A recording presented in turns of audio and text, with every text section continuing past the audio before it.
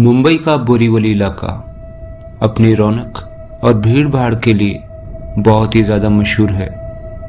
लेकिन इसी जगह के बीचों बीच जंगल और पुराने रास्तों में ऐसी कहानियां भी छुपी है जिन्हें सुनकर आज भी लोगों की रूह कांप जाती है। कहते हैं कि यहाँ एक श्रापित आत्मा भटकती है जो इंसानों को अपने जाल में फंसाकर उनकी जान ले लेती है। आज की हमारी ये कहानी भी एक ऐसी परिस्थिति के बारे में है और एक ऐसे इंसान के बारे में है जिसने बोरीवली में वो सब कुछ देखा जो कोई सोच भी नहीं सकता। नमस्कार दोस्तों, स्वागत है आपका आज की इस हॉन्टेड कहानी में। आज की इस कहानी को शुरू करने से पहले मैं आप लोगों से रिक्वेस्ट करना चाहूँगा कि अगर आप भी इस चैनल पर नए हैं और आपको हॉन्टेड स्टोरी सुनना पसंद है तो हमारे इस चैनल को सब्सक्राइब करके बेल आइकन ज़रूर दबाएं ताकि फ्यूचर में भी आने वाली कहानियों का आप आनंद ले पाए। तो चलिए आज की इस कहानी को शुरू करते हैं। ये कहानी है अनिरुद्ध नाम के एक 26 साल के युवक की जो नौकरी की तलाश में बोरीवली आया था। एक रात देर से काम खत्म होने पर वो रेलवे स्टेशन से घर की ओर लौट रहा था। रास्ता जंगल से होकर गुजरता था। जैसे ही वो वहां पहुंचा उसे जंगल में पायल की हल्की हल्की झनकार सुनाई दी। उसने सोचा शायद कोई महिला होगी जो कहीं जा रही होगी, लेकिन रास्ता पूरी तरह सुनसान था। कुछ कदम आगे बढ़ने के बाद उसके कानों में एक आवाज आई, अनिरुद्ध, पीछे मत देखना। अनिरुद्ध का दिल बुरी तरह धड़कने लगा, लेकिन इंसानी स्वभाव के चलते उसने पलटकर देख ही लिया। वहां एक औरत खड़ी थी, लाल साड़ी में, लेकिन चेहरा अंधेरे में ढका हुआ था। पलक झपकते ही वो औरत हवा में गायब हो गई। अनिरुद्ध किसी तरह हिम्मत कर वहां से भाग निकला और घर जा पहुंचा। उस रात अनिरुद्ध को अजीब सपने आने लगे। उसने देखा कि वह उसी जंगल में खड़ा है और पेड़ों पर नींबू लाल धागों से बंधे नारियल लटक रहे हैं। हर तरफ अगरबत्ती की गंध थी और बीच में वही औरत लाल साड़ी में बैठी मंत्र जाप कर रही थी। औरत ने अचानक उसकी तरफ देखा और बोली, अब तुम मेरे हो। अनिरुद्ध अचानक से चीखते हुए उठ बैठा, लेकिन उसकी हथेलियों पर सचमुच में सिंदूर लगा हुआ था।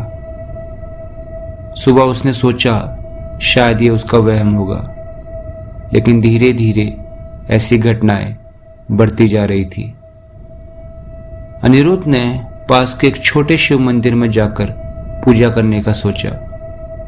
जैसे उसने शिवलिंग पर जल चढ़ाया, अचानक से घंटियां अपने आप बजने लगी और पूरे मंदिर में अंधेरा छा गया।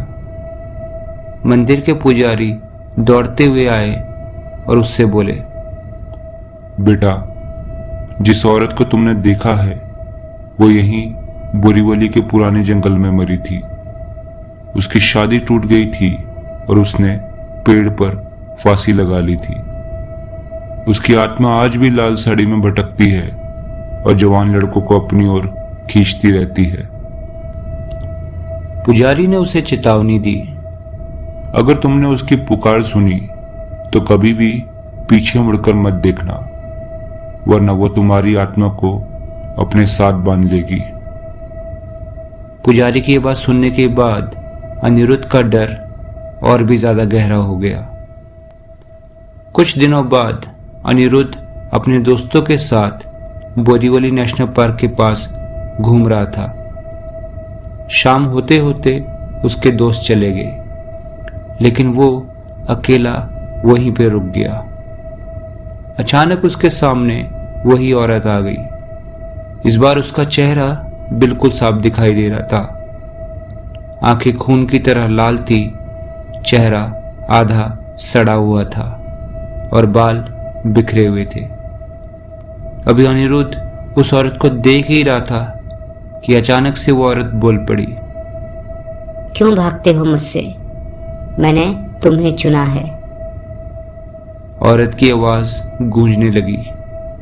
पेड़ों पर बैठे पक्षी अचानक उड़ गए और जमीन हिलने लगी। अनिरुद्ध ने मंत्र पढ़ने की कोशिश की, लेकिन उसकी आवाज बंद हो गई। वो औरत धीरे धीरे उसकी तरफ बढ़ी और अचानक उसके शरीर से होकर निकल गई। उसी पल अनिरुद्ध बेहोश होकर गिर पड़ा। सुबह जब वो उठा तो उसने देखा कि उसकी गर्दन पर लाल उंगलियों के निशान बने हुए थे। घबराकर अनिरुद्ध ने फिर मंदिर का रुख किया। पुजारी ने उसकी हालत देखकर हवन कराया। घंटों तक मंत्रोच्चारण के बाद पुजारी ने उससे कहा, तुम्हारा पीछा यह आत्मा यूं नहीं कर रही है। पिछले जन्म में तुम्हारा उससे कोई नाता रहा होगा। तुमने उसके साथ अन्याय किया था और अब वो तुम्हें अपने साथ ले जाना चाहती है। पुजारी की वो बात सुनकर अनिरुद्ध कांप उठा। उसे लगा जैसे उसकी किस्मत पर उस आत्मा का अधिकार है। हवन के बाद कुछ दिनों तक सब शांत रहा, लेकिन कहते हैं आज भी जब वो बोरीवली के जंगल वाले रास्ते से गुजरता है तो पायल की आवाज सुनाई देती है और उसके पीछे लाल साड़ी में वही औरत खड़ी मुस्कुराती दिखाई देती है। दोस्तों, बोरीवली की ये कहानी आज भी स्थानीय लोग बताते रहते हैं। कहते हैं रात में लाल साड़ी वाली औरत अपनी झलक जरूर दिखाती है। क्या ये सिर्फ एक अफवाह है या सचमुच कोई श्रापित आत्मा? शायद इसका जवाब किसी के पास नहीं है।